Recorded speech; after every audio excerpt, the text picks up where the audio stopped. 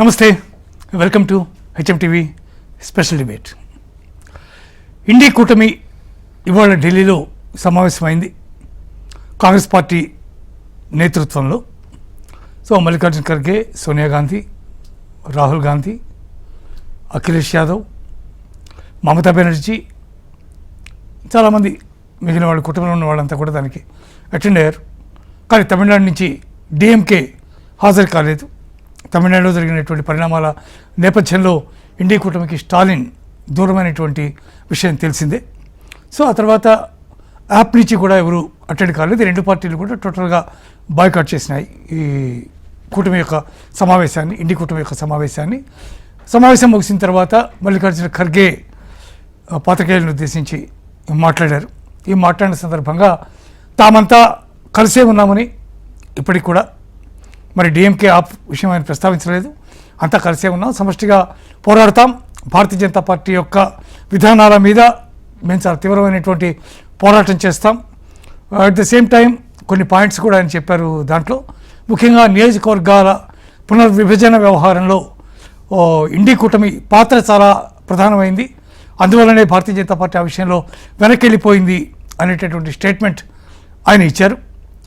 ఇది స్థూలంగా జరిగినటువంటి పరిస్థితి ఇండి కూటమి సమావేశంలో. నెంబర్ 1.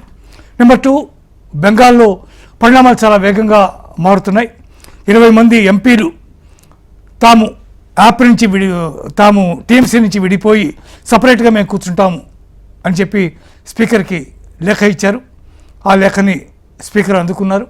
ఇప్పటికే ఒక ఎంపీ రాజీనామా చేసిన, రాజ్యసభ ఎంపీ రాజీనామా చేసిన నేపథ్యంలో ఈ 20 మంది ఎంపీల వ్యవహారం ప్రస్తుతం చాలా సీరియస్గా ఉంది. మమతా బెనర్జీ అక్కడ ఇండి కూటమి సమావేశంలో ఉండగా ఈ పరిణామాలన్నీ కూడా చోటు చేసుకున్నాయి. ఈ అంశాల మీద మనతో మాట్లాడడానికి భారతీయ జనతా పార్టీ రాష్ట్ర నాయకులు అమర్నాథ్ సారంగుల మనతో ఉన్నారు. వారితో మాట్లాడి ఇండి కూటమి సమావేశం ఎలా జరిగింది, ఏం జరిగింది, మల్లికార్జున ఖర్గే మాట్లాడిన అంశాలు ఏ మేరకు వాటిని మనం అనలైజ్ చేసుకుంటాం, ఆ విషయం అడిగి తెలుసుకుందాం. నమస్తే అమర్నాథ్ గారు. నమస్కారం సార్. ఇండి కూటమి సమావేశం జరిగింది ఇవాళ మధ్యాహ్నం 12 గంటలకి ప్రారంభమైంది. కొద్దిసేపటి క్రితం కంక్లూడ్ అయింది. సమావేశం అయిపోయిన తర్వాత మల్లికార్జున ఖర్గే మాట్లాడారు. ముఖ్యంగా తామంతా కూడా చాలా ఐక్యంగా ఉన్నాం, చాలా కలిసి ఉన్నాం అని చెప్పి ఆయన స్పష్టంగా మరోసారి చెప్పారు. ఈ సమావేశానికి ఇటువైపు ఆప్ కానీ అటువైపు డిఎంకే కానీ రెండు హాజరు కాలేదు. మమతా బెనర్జీ సమావేశానికి హాజరయ్యారు. యాక్చువల్గా ఆవిడ అక్కడ ఉండగా బెంగాల్ సంబంధించినటువంటి పరిణామాలు పార్లమెంట్లో చాలా వేగంగా జరుగుతూ పోయినాయి. 20 మంది ఎంపీలు లేఖ ఇచ్చారు స్పీకర్కి. ఇవన్నీ కూడా తాజా పరిణామాలు. ఇవాళ జరిగినటువంటి ఇండి కూటమి సమావేశాన్ని ఎలా తీసుకోవాలి, ఖర్గే మాట్లాడిన దాంతో అవుట్కమ్ ఏమిటి నిజంగా?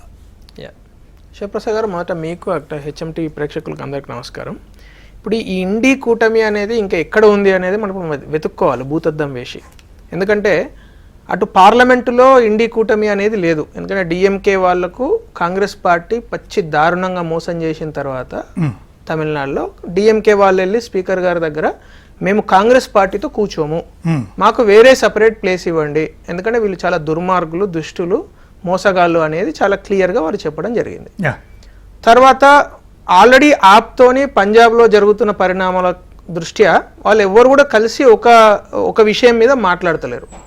ఇప్పుడు టీఎంసీ ఫ్రెష్గా మనం ఇవ్వాలే మాట్లాడుకుంటే టీఎంసీ వాళ్ళు కూడా మేము వీళ్ళతో కలిసి ఉండము, మాకు సపరేట్గా 20 మందికి సపరేట్ చోటు ఇవ్వండి అని వాళ్ళు కూడా స్పీకర్ ఇచ్చినట్టు ఇప్పుడు మీరే చెప్పారు. దాని అర్థం ఏంటి అంటే ఇప్పుడు ఈ ఇండి కూటమి ఎక్కడ ఉన్నది అనేది భూతద్దం వేసి వెతకాలి. పార్లమెంటులో లేదు, క్లియర్గా అర్థమవుతున్నది.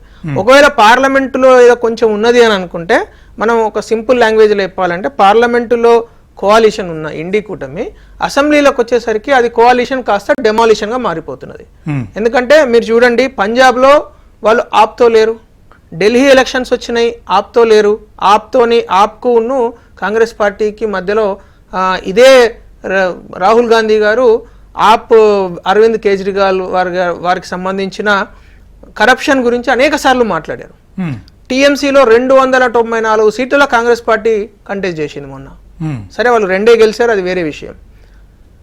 తర్వాత అన్ని చోట్ల కూడా ఎవరైతే సోకాల్డ్ ఇండి కూటమి అని చెప్తున్న ఆప్ కావచ్చు, తృణమూల్ కాంగ్రెస్ పార్టీ కావచ్చు, అన్ని పార్టీలలో అసెంబ్లీ ఎన్నికలు జరుగుతున్నప్పుడు ఖచ్చితంగా కాంగ్రెస్ పార్టీ యొక్క హై హ్యాండెడ్నెస్, అరోగెన్స్, వాళ్ళకున్న విపరీతమైన అహంకారం దృష్ట్యా వాళ్ళు ఇంకా వాళ్ళే గవర్నమెంట్లో ఉన్నాను అంటే రాహుల్ గాంధీ గారు వారే ఇంకా ప్రధానమంత్రి లాగా ఫీల్ అవుతూ ఉంటారు రోజు పొద్దున్న లేచి. సో దాని గురించి ఏ ఒక్క ఇండి కూటమిలో ఉన్న సభ్యులు ఎవరు కూడా వాళ్ళతో లేరు ప్రస్తుతానికి, అంటే మానసికంగా లేరు. ఇప్పుడు కొన్ని చోట్ల సరే భయపడో ఏదో రకంగా వీళ్ళకు వాళ్ళకు ఉన్న ఆర్థిక సంబంధాల దృష్ట్యా ఉండవచ్చు. ఇప్పుడు ఎన్సీపీ ఉందనుకోండి, నేషనలిస్ట్ కాంగ్రెస్ పార్టీ జమ్మూ కాశ్మీర్లో, వాళ్ళు అనేక సంవత్సరాల నుంచి వాళ్ళు గాంధీ కుటుంబం కలిసి అనేక వ్యాపారాలు చేశారు. వాళ్ళిద్దరు మహబూబా ముఫ్తీ ఆ తర్వాత అతను ఇద్దరు వాళ్ళందరితో వాళ్ళకు చాలా అంటే గాంధీ ఫ్యామిలీతో చాలా చక్కటి ఆర్థిక సంబంధాలు ఉన్నాయి మొదటి నుంచి కూడా. అందు గురించి ఉండవచ్చేమో నేను అనుకుంటున్నాను. సో మీరు ఇప్పుడు ఇప్పుడు నెక్స్ట్ ఇయర్ అంటే 2026 ఎన్నికలు అయిపోయినా 2027లో 5 అసెంబ్లీలలో ఎన్నికలు ఉన్నాయి. మణిపూర్ కావచ్చు, పంజాబ్ కావచ్చు, ఉత్తరాఖండ్ అండ్ ఉత్తరప్రదేశ్. ఉత్తరప్రదేశ్లో రేపు సమాజ్వాదీ పార్టీ కాంగ్రెస్ పార్టీ కలిసి పోరాడతాయా లేవా అనేది ఒక పెద్ద క్వశ్చన్. పంజాబ్లో ఆల్రెడీ ఆప్ అండ్ కాంగ్రెస్ రోజు కొట్టుకుంటున్నారు వాళ్ళు, రైట్? తర్వాత ఉత్తరాఖండ్లో కూడా మరి వీళ్ళు ఎవరితో వెళ్తారు, లేకుంటే వాళ్ళు అసలు టోటల్గా ఎవరితో సంబంధం లేకుండా వాళ్ళే స్వతహాగా వెళ్తారు. ఎందుకంటే అక్కడ కూడా ఆమ్ ఆద్మీ పార్టీ ఉన్నది, అక్కడ కూడా సమాజ్వాదీ పార్టీ ఉంది, అక్కడ కూడా బీఎస్పీ ఉన్నది, అక్కడ కూడా సిపిఐ ఉన్నది. మరి వీళ్ళందరూ ఇప్పుడు కేరళ చూశారనుకోండి, కేరళలో వీళ్ళు డైరెక్ట్గా సిపిఐతో ఒక పక్కన మీరు ఎంత విచిత్రం చూడండి శివప్రసాద్ గారు, కేరళ అండ్ తమిళనాడు ఎన్నికలు ఒకటేసారి జరిగినాయి. తమిళనాడు ఎన్నికల్లోనేమో కమ్యూనిస్ట్ పార్టీలు కాంగ్రెస్ పార్టీ ఒక గడబంధం లాగా పనిచేస్తాయి, ఒక కోalition లాగా. పక్కనే కేరళలో రోజు పొద్దున్న లేచినప్పటి కమ్యూనిస్ట్ పార్టీని వీళ్ళు తిడతారు.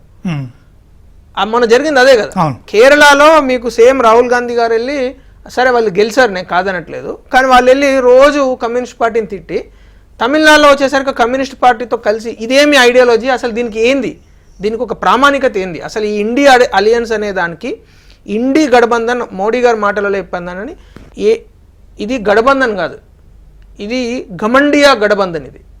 ఎందుకంటే ఇది ఇండి గఠబంధన్ కాదు, వీళ్ళ ఉన్న అహంకారంతో ఎట్టి వాళ్ళకి ఏం ఐడియాలజీ ఉంది సార్ ఇండి అలయన్స్ అని మనం మాట్లాడుకుంటే there is no leadership, right? There is no ideology, there is no agenda also.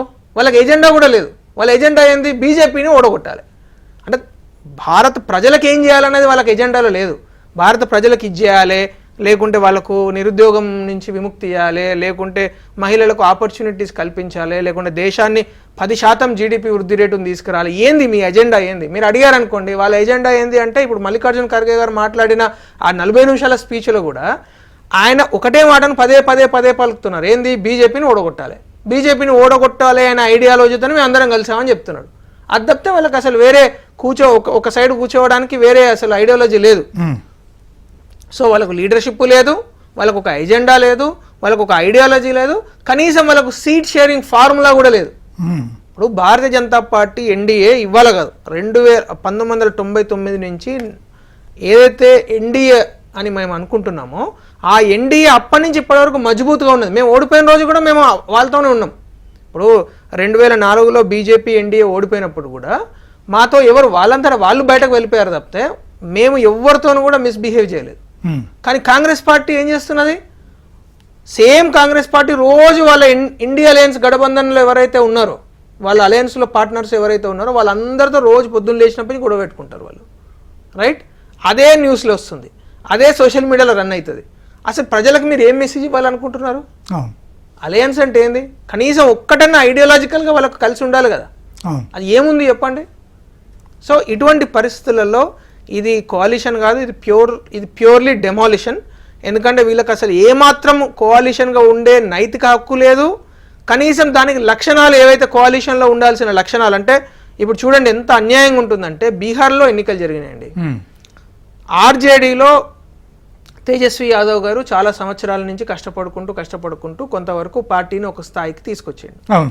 Rahul Gandhi గారు వెళ్ళి అక్కడ ఎస్ఐఆర్ అని పాపం ఆ కనీసం గెలవగలిగే ఛాన్స్ ఉన్న ఆ తేజస్వి యాదవ్ను కూడా ఓడగొట్టొచ్చిండు ఆయన. సో ఆయన టాలెంట్ అటువంటిది. అట్లాగే ఇప్పుడు అందరి భయం ఏంటంటే, టీఎంసీ కూడా మొన్న ఎందుకు సీట్లు ఇవ్వలేదు? వాళ్ళ భయం అంతా అదే, ఎక్కడ రాహుల్ గాంధీ గారు వచ్చి మమ్మల్ని ఓడగొడతారో అని వాళ్ళు భయపడి, రాహుల్ గాంధీ గారు మీతో మాకు పొత్తు లేదు అని ఇండి అలయన్స్ ఏదైతే మనం మాట్లాడుకుంటున్నామో దానిలో మేము ఉండము అని చెప్పేసారు అసెంబ్లీ ఎన్నికల్లో. ఇప్పుడు సడన్గా అందరు ఓడిపోయిన వాళ్ళందరూ ఒక చోట చేరి మేము ఇప్పుడు ఓడిపోయినాం కాబట్టి ఎట్టి పరిస్థితులలో ఈ ఓడిపోయిన చాలా సంవత్సరాల క్రితము ఇందిరాగాంధీ గారు ఒక అద్భుతమైన మాట చెప్పారు. 0+0+0+0 ఎన్ని జీరోలు వేసినా కూడా అది ఎప్పుడు కూడా ఒకటి కాలేదు అనే చెప్పారు అనమాట. ఆవిడ చెప్పింది ఇటువంటి పార్టీల ఎగ్జాంపుల్ తీసుకొని అప్పుడు చెప్పారు. సో ఇప్పుడు మనం కూడా సరే మేము అనొచ్చా అనరాదా అనేది నేను ఎక్కువ దాని మీద లోతుల్లోకి వెళ్ళను, కానీ ఆవిడ మాటనే కోట్ చేసుకుంటే ఆవిడ ఈ విధంగా అన్నారని చెప్పుకుంటే ఈరోజు ఈ జీరోలన్నీ ఓడిపోయిన పార్టీలన్నీ కూడా కూర్చున్నంత మాత్రాన అటు భారతీయ జనతా పార్టీని ఏమి చేయలేవు, కనీసం వాళ్ళందరూ కలిసి కనీసం ప్రజలకు ఏమన్నా మంచి చేస్తారా అంటే అది కూడా చేయలేని పరిస్థితుల్లో వాళ్ళు ఉన్నారు. ఎందుకంటే మీరు పంజాబ్లో చూడండి, చాలా దారుణమైన పరిస్థితుల్లో ఉన్నది. పంజాబ్ రైతాంగం ఈరోజు గోడును ఏడుస్తున్నది, తెలంగాణ రైతాంగం గోడును ఏడుస్తున్నది. మనం రోజు దాని గురించి మీరైతే రోజు మీడియాలో రైతుల సమస్యలను, ఎందుకంటే హెచ్ఎండివి చాలా యాక్టివ్గా రైతుల సమస్యలను తీసుకుంటుంది కాబట్టి రైతుల సమస్యలు, మహిళల సమస్యలు, ఏ ఒక్క సమస్యను కూడా తీర్చే పొజిషన్లో ఈరోజు ఇండియా అలయన్స్ లేదు.